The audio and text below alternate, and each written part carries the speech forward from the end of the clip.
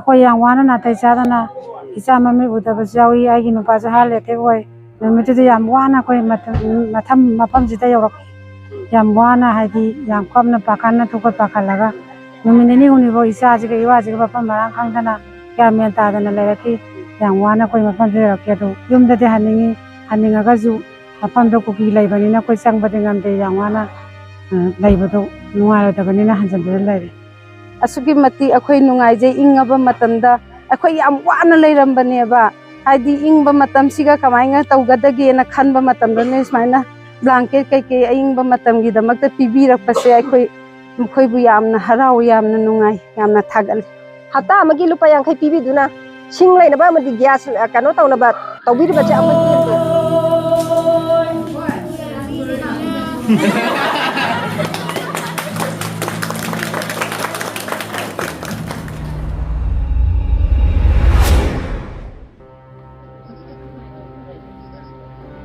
Mayam punamukpu PK channel Fathaminasi Khaminasi channel asina koknona khurumjari loinana channel asina hokhiba matam kayadagi hona hojik tholiba hokhiba megi tang ahumdagi leptuna sathragliba lana sina maram oraga awasai theng nanglaba relief camp da leriba praja sing amadi tongan mafam da leriba awaba nanglaba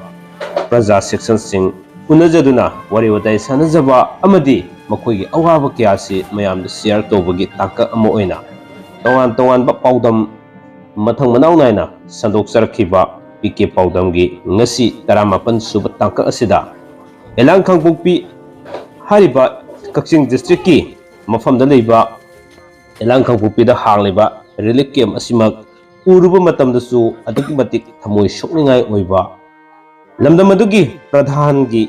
मियेंग मखादा मेंबरसिंग क्लबसिंग मयाम पुनसिलकांदा मांदोप अमदा अकोइब मताय हांगदुना लेरम क्यादो इकोना plastic न खंजिले हारगा relief camp हांगदोक्तुना ngasi फावबा लेरिबा मफमदुदा चुराचांदपुर अमदी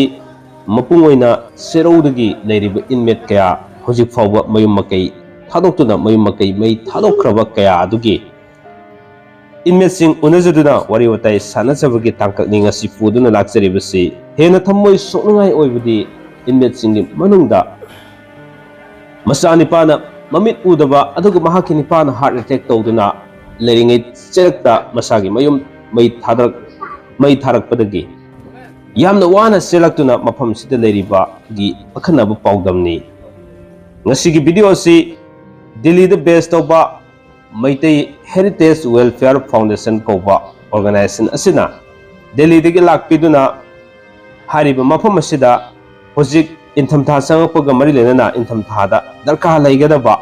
फिरोल सिंह अमदी चाना थकनबा पोसै सिंह खरा मतेंग पांगबा चैनल असिगा लाकमिनबगी पाउदमनी मियामद खुदोल तबजगदरिबसि लेबिरिबा इनमेट सिंह अमनी उनजरगा मखोइना थेंगनरिबा मखोइ मतौ करमना लाकी हाबगी पाउदम अदो ngasi मियामद खुदोल तमजगे मियेंग तामिनसि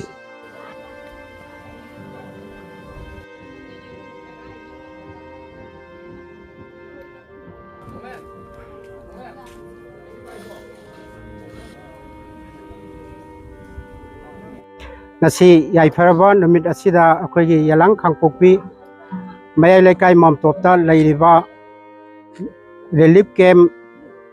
haukiba megi tangahum ikhang khangodna thokiba irang asida lanjelakna leiriba camp asida lanjelakna leiriba mayambo aina ahanba muktada ikongona khurumjabaga loinana mayambo awana tadna leibiyu ana yaudun leibiyu haibasimaga ai thamjage loinana अखोई दिल्ली दा लैबा अखोई Meitei heritage welfare foundation सिना अखोई ममांग दसु कयार अखोई हन्ना Lamding higher secondary school Wangjing कोतोबोपी स्कूल कक्चिंग खुनौ मोइरांग खुनौ वाबगा हायर सेकेंडरी दसु कयार हन्ना अखोई ममांग दसु अखोई तौजगरे फाउंडेशन असिना ngasi simasu akoina yalang khangpokpi mayai lekai mamtop su su akoi ngasi laksebani aduna ayamba kano natraga su akoina intham changakpa sida akoina blanket kumba degi cheng hawai थुम थाव ऑटोमस कुंबा मयाम से अखोइना खैतंग मतेंग पांगजब लाक्चबनी अदुना मयामना मसिदा अखोइना तंगदु लेतादना लेरिबा मयाम रिलीफ कैम्प द लेरिबा मयाम जी अखोइना गवर्नमेंट साइड तगी अखोइना गवर्नमेंट साइड अखोइन थमजनिंगबदी लेरिबा अवाना तारबा अंगांग नुबी स्कूल महै मसिंग तंबा फंगद्रिबा अना आयेक अहल लोरबा कया यावरि सिंगसी मयुम मयुमदा माय माय मरमदमदा अथु मतमदा हलनबियो हाइबसिमा अखोइना गवर्नमेंट की साइड अखोइना मसिमा थमजरी अदुगा लोइना लोइना मतुंगदसु अमुक हन्ना सिगुम्बा अखोइगे मैते हेरिटेज वेलफेयर फाउंडेशन असिना मतुंगदसु अमुक हन्ना तौबा ngamba ओइजगे हाइबा वाहि खरसि अखोइ थमजगे सेरौदगिनी अखोइ सिदैजिगे मेगी डेट 3 दगी अखोइ सि मफम असिदा लैरकपनि अदुबु ममांगदसु अखोइगी वाना अखोइ कनो सरकारसिनसु अदुम मतेंग तौबा अदुम तौबिरए अदुबु ngasi अखोइगी मैते हेरिटेज वेलफेयर फाउंडेशन ना यामरबा मतेंग अखोइगी दमकता इंधमदा संगकपा मतमदा असुकी मति इंगबा मतम वारबा मतम सिगा ngasi इंधमदा लाकपा मतमदा ब्लैंकेट कई पीबीरकपसे अखोइ हाइनिंगाइ लेतना नुंगाइजे अदुगा मयामबुसु अखोइ वेलफेयर हेरिटेज कनो वेलफेयर सिसु अखोइ थागसरी असुकी मति अखोइ नुंगाइजे इंगबा मतमदा अखोइ याम वाना लेरंबनेबा हाइदी इंगबा मतम सिगा कमाइंगा तौगदगेना खनबा मतमदने स्माइना ब्लैंकेट कई इंगबा मतमगी दमकता पीबीरकपसे अखोइ मखोइबु यामना हराउ यामना नुंगाइ यामना थागले आइगी मिंग मेमे कौ Wajib itu thamanga sudah lagi bersih. Sih matang dah. Sekarang mereka itu kaya thambini gitu. Tangjeng khujau dagini laisam malembi kawe ai tang kunipan da chenjarak pani police kaina atuki mati ron chalaba matung da moina yum mai thaba dagi ai je faunduna ma kano tawdaba kaya tangjeng ahluki mai thaba mayam dubu chelakpa dagi akoina thinjarui mayang phala madi kaino da thindra ai isama yaujai aduga hujikti ai hujik mafam je yalang khampopi chira ibung ipa chingjina akoi bu yamna nungaina thambiri adubu yumda halanbiu sarkagi makaidagi masi haraga ai losan jaraga Serong mai leka tombi Ini kau macam macam lepas yang kau rage. tha taru mu da mana pa pha man Aduh, ini kau je macam sida kau je cagi jumje, ada mesti orang dah hoki. mai loi sa kare ado ko yang wana nu tu da gi dum sela kare apam ji yang wana su lai ra kare tum tai bi ba ma yam ji na jam pa jana de wana be ko lang matam ako yang wana na tai sa na isa ma mi u da ba jawi ai gi nu pa ja ha le te ko nu tu yang wana ko matam mapam ji da yo yang wana hai di yang kwam na pakan na tu ko pakalaga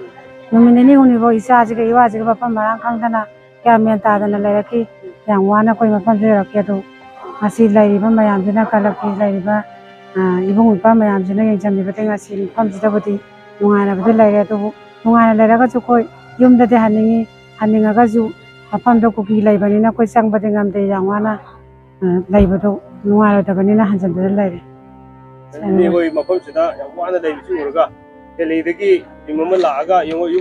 sing ini kau tanah lain ini bukan. Sisi kamthai orang pun ini orang mutare ini kau jawab mayam itu bukan. Jadi ini kita heritage foundation, welfare foundation sini, lagan dah ini kau sudah semua ada, isam thagi dengka, lakir kita bibi bersih. Semua itu kaya pabrik. Aku yang nungai jadi, aduh mau ni pabrik apa kerja sini tu yang penjai ko, aduh kan nungai tapi tu pawi, sada kami pun nungai tapi tu pawi, aduh siapa kata ini loh senjata.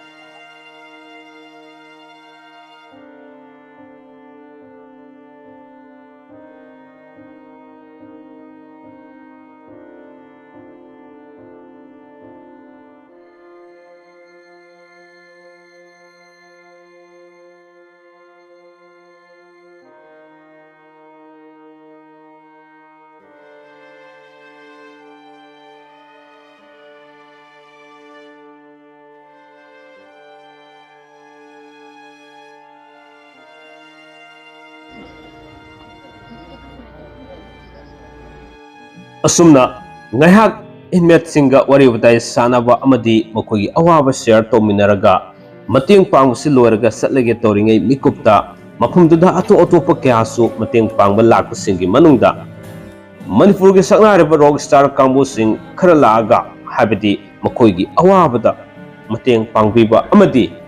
makoigi awaba kya do kauthoanduna ngakhtang phaminaduna isei nomai sakminabagi tangkak yamna pukning nusiningai oiba ama aikoina thengnajar'i haiba sigidamakta rockstar kangbu maming di khangjadre rockstar kangbu sina honabiriba yamna interesting leiba amadi makoina leiriba inmate singi awabadu ngakhtang orsu isei sakminaduna magi apam isei khalalaga sakminaduna